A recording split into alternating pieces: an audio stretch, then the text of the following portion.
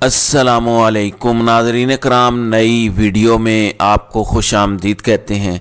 رات گئے ایک تباہ کن کال لیک کی خبر سامنے آئی ہے۔ اس وقت ایک جانب تو عمران خان اور پاکستان کی اسٹیبلشمنٹ کے درمیان اندر کھاتے کیا چل رہا ہے، ایک جانب کچھ مثبت اشارے مل رہے ہیں تو وہیں دوسری جانب پاکستان تحریک انصاف کے لیے نظام یا ریاستی پالیسی یوں لگ رہا ہے کہ وہ بدلی نہیں ہے، وہی روش چل رہی ہے، لیکن اس کے ساتھ کچھ مثبت اشارے بھی ہیں۔ ان مثبت اشاروں کا آخر مقصد کیا ہو سکتا ہے، اس پر بھی بات کریں گے، جبکہ نواز شریف اپنی پارٹی پر خود ہی چڑھ دوڑے ہیں۔ اس حوالے سے بھی ڈیٹیلز آپ کے سامنے رکھنی ہے۔ پھر ایک اور دلچسپ چیز ہے، بہت سے لوگ یہ سوال پوچھ رہے تھے کہ پی ٹی آئی کے نئے چیئرمین بیرسٹر گوہر بن چکے ہیں۔ ایک جانب ان کے خلاف ایک پورا محاذ لانچ کیا گیا، اور یقین ماننے یہ جو اتنا میڈیا ٹائم دیا جا رہا ہے اکبر ایس بابر کو، جو کہ پی ٹی آئی کے اس الیکشن کو الیکشن کمیشن کے اندر چیلنج کرنے جا رہے ہیں، یہ ایک بڑے طوفان کا پیش خیمہ ہے، یہ بلا وجہ نہیں ہے، یہ صرف ایک شوشہ نہیں ہے، آلدو یہ ہے تو ایک شوشہ ہی، لیکن اس کے پیچھے ایک پورا پلان کار فرما ہو سکتا ہے۔ پھر آپ نے دیکھا کہ پی ٹی آئی کے نئے چیئرمین بیرسٹر گوہر کی میڈیا ٹاک کو پاکستان کے سارے میڈیا نے بھرپور کوریج دی، دنیا نیوز، جیو نیوز، سما نیوز، ہم نیوز، اے آر وائی، ہر جگہ پر یہ پریس ٹاک دکھائی گئی۔ ویسے تو بلیک آؤٹ سمجھا جاتا ہے پی ٹی آئی کا میڈیا پر، تو نئے چیئرمین پی ٹی آئی کیا ایک سیٹلمنٹ کا نتیجہ تو نہیں ہے؟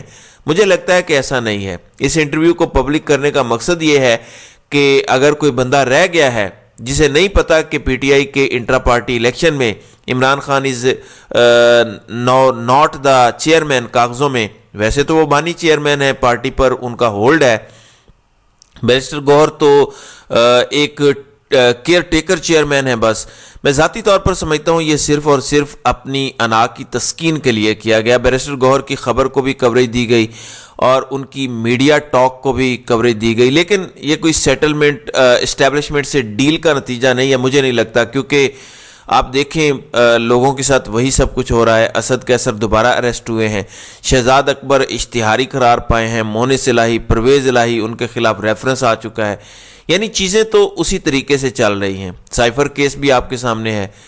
دوسری جانب بھی بڑی دلچسپ چیزیں چل رہی ہیں۔ ماضی کے اتحادی اب آپس میں ایک دوسرے سے دست و گریباں ہونے کا ڈھونگ رچا رہے ہیں، عوام کو پاگل بنا رہے ہیں تاکہ اسی میں کوئی ووٹ مل جائے۔ ویسے بلاول بھٹو زرداری نے یہ اپنے مفاد کے لیے بات کی ہے، لیکن بات بالکل درست کی ہے کہ نواز شریف ووٹ کو عزت دلوائیں، اس کی بے عزتی نہ کرائیں، انتظامیہ کی بجائے اپنے بل بوتے پر الیکشن لڑیں۔ ناظرین اکرام، ایک چیز بڑی واضح ہے کہ نواز شریف کو لگتا ہے کہ اتنی آسانی سے لاڈلا پرو میکس کا ٹائٹل ان کے پاس سے چلا جائے گا، ایسا ہونے نہیں جا رہا۔ گو میاں صاحب کے لیے بھی کوئی آسانیاں اس وقت سسٹم کے اندر ہمیں نظر نہیں آ رہی۔ گو سسٹم ان کے لیے فیسیلیٹیشن کا کام جاری رکھے ہوئے ہے، لیکن حقیقتاً عوام کے اندر ان کی کوئی پذیرائی نہیں ہے۔ کچھ ہوگا تو ہی نظر آئے گا۔ آپ تو اکیلے دوڑ کر بھی اول آنے کی پوزیشن میں نہیں ہے۔ آپ کی پبلک کے اندر اپروول ریٹنگ کیا، ڈس اپروول ریٹنگ اسکائی راکٹ ہو چکی ہے۔ پھر یہی ہوتا ہے۔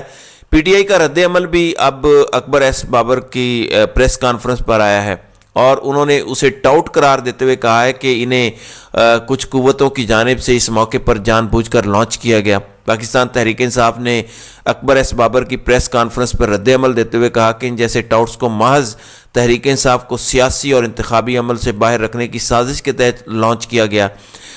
ترجمان تحریک انصاف نے کہا کہ لاڈلے کی ملک پر قابض ہونے کی خواہش کو پورا کرنے کے لیے خصوصی فرمائشی پروگرام کے تحت ملک کی مقبول ترین جماعت کے خلاف یہ گھٹیا کھیل رچایا جا رہا ہے۔ اکبر ایس بابر کا نہ تو تحریک انصاف کی بنیاد سے اور نہ ان کا پی ٹی آئی کے نظریے سے کوئی تعلق ہے۔ چیئرمین تو وہ بن بھی نہیں سکتے تھے اگر وہ کینڈیڈیٹ ہو بھی جاتے، مگر ان کا مقصد محض ایک فساد ڈالنا ہے۔ الیکشن کمیشن پہلے ہی تیار بیٹھا ہے ایسے کاموں کے اندر، وہ اتنی تیزی دکھاتے ہیں کہ آپ کی سوچ ہے۔ اب ترجمان پی ٹی آئی نے کہا کہ مذموم عزائم کا انکشاف ہونے پر آج سے 13 سال قبل پارٹی سے اکبر ایس بابر کی بنیادی رکنیت ختم کی گئی تھی، جس کے بعد انہوں نے پارٹی کے خلاف ایک سازش کا آغاز کیا۔ انٹرا پارٹی الیکشن ہونے کے باوجود کپتان پاکستان تحریک انصاف نے الیکشن کمیشن کی ہدایات کے پیش نظر تمام آئینی اور قانونی تقاضوں کے مطابق انٹرا پارٹی انتخابات کا دوبارہ انعقاد کیا۔ تحریک انصاف نے دیگر سیاسی جماعتوں کی طرز پر موروثیت کو فروغ دینے کی بجائے قابلیت کی بنیاد پر عہدیداران کا انتخاب کیا، جس کی نئے چیئرمین ایک زندہ مثال ہیں۔ ترجمان نے کہا کہ گھسے پٹے سکرپٹ کے تحت انٹرا پارٹی الیکشن کو سبوتاج کرنے کی کوششیں کرنے والے عناصر کو محض ذلت اور رسوائی کے سوا کچھ حاصل نہیں ہونے جا رہا۔ دوسری جانب عمران خان کے حوالے سے بھی ایک ڈیٹیل سامنے آئی ہے، کل کی خبر ہے لیکن بڑی امپورٹنٹ ہے۔ عمران خان کا کہنا ہے کہ ہمیں بھیڑ بکریوں کی طرح بند کر دیا گیا، اور یہ وہ بات اپنی نہیں کر رہے، اپنے پارٹی لیڈران اور کارکنان کی بات کر رہے ہیں۔ نواز شریف کو وہاں سے یہاں لے کر آ گئے۔ سائفر کیس کیونکہ کل بغیر کسی کارروائی کے آگے بڑھا تھا، تو اس پر عمران خان نے کہا کہ بطور وزیر اعظم سائفر کے معاملے کی تحقیقات کا حکم دیا، اس میں جو لوگ ملوث ہیں وہ طاقتور ہیں، انہیں بچانے کی کوشش کی جا رہی ہے۔ ہمیں بھیڑ بکریوں کی طرح بند کر دیا گیا ہے دڑبے میں، اور نواز شریف کو اٹھا کے یہاں لے آئے ہیں۔ اب عمران خان نے یہ جو بات کہی ہے اس کی اہمیت بہت زیادہ ہے۔ انہوں نے ایک تو یہ کہہ دیا کہ میں نے سائفر کی انویسٹیگیشن کا آغاز کیا تھا، لیکن میرے ہی خلاف اس میں کارروائی ہو گئی کیونکہ اس میں طاقتور لوگ ملوث ہیں۔ کس طرح عمران خان کا اشارہ ہے وہ آپ بھی جانتے ہیں۔ لیکن پی ٹی آئی بالکل بھی فوج سے مزاحمت کی پالیسی پر عمل پیرا نہیں ہوگی، اور اگلے انتخابات میں پاکستان تحریک انصاف پاک فوج زندہ باد کا نعرہ لے کر الیکشن میں اترے گی، یہ کنفرم بات ہے۔ ناظرین اکرام، عمران خان کا جو کل سائفر کیس ہوا، رات گئے اس کا حکم نامہ بھی جاری ہوا، بتایا گیا کہ پبلک اور میڈیا عدالتی کارروائی کے دوران موجود تھا۔ سی آر پی سی کی سیکشن 352 پر مکمل عمل درآمد کیا گیا۔ شاہ محمود قریشی اور پی ٹی آئی کو میڈیا کی موجودگی میں بولنے کی اجازت دی گئی۔ البتہ بہت سے سوالات بھی ہیں، بہت سے کوشچنز بھی ریز ہو رہے ہیں۔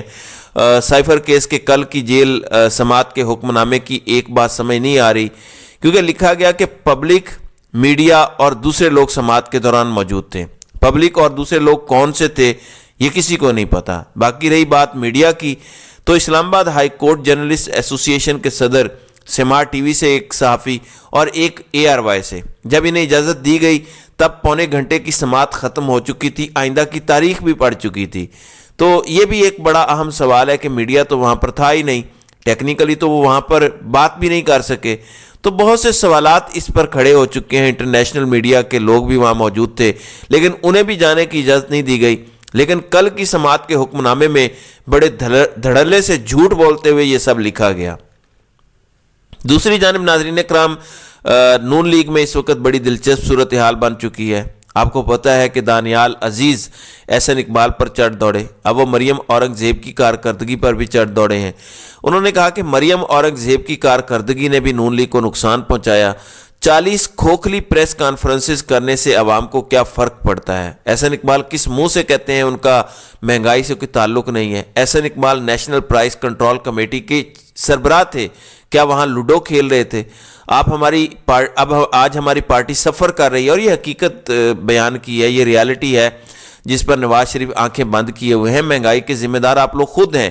آپ کے اقتدار کی ہوس اور آپ کے NRO2 کی ہوس کی وجہ سے عوام غربت اور مہنگائی کی چکی میں پسی ہے، عوام یہ نہیں بھولی۔ اب شوکت دانیال عزیز کو شوکاز نوٹس جاری کیا گیا۔